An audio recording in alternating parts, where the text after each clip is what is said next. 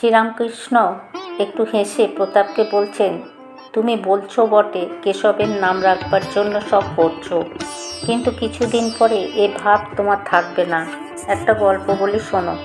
একজন লোকের পাহাড়ের উপর একখানা ঘর ছিল, কুঁড়ে ঘর। অনেক মেহনত করে ঘরখানা করেছিল। কিছুদিন পরে একখানি ভারী ঝড় হলো। কুঁড়ে ঘর টলটল করতে লাগলো। তখন ঘর রক্ষার জন্য সে ভারী চিন্তিত হলো। বলল, হে পবনদেব, দেখো ঘরটি ভেঙো না বাবা। পবনদেব কিন্তু শুনছে না। ঘর মরমর করতে লাগলো। তখন লোকটা তার মনে পড়লো যে হনুমান পবনের ছেলে। যেই মনে করা উনি ব্যস্ত হয়ে বলে উঠল, বাবা ঘর ভেঙো না, হনুমানের ঘর, দোহাই তোমার। ঘর তবু মরমর করে, কে বা তার কথা শোনে। অনেকবার হনুমানের ঘর করার পরে দেখলো কিছুই হলো না। তখন বলতে লাগলো, বাবা লক্ষ্মণের ঘর, তাতেও কিছু হলো না।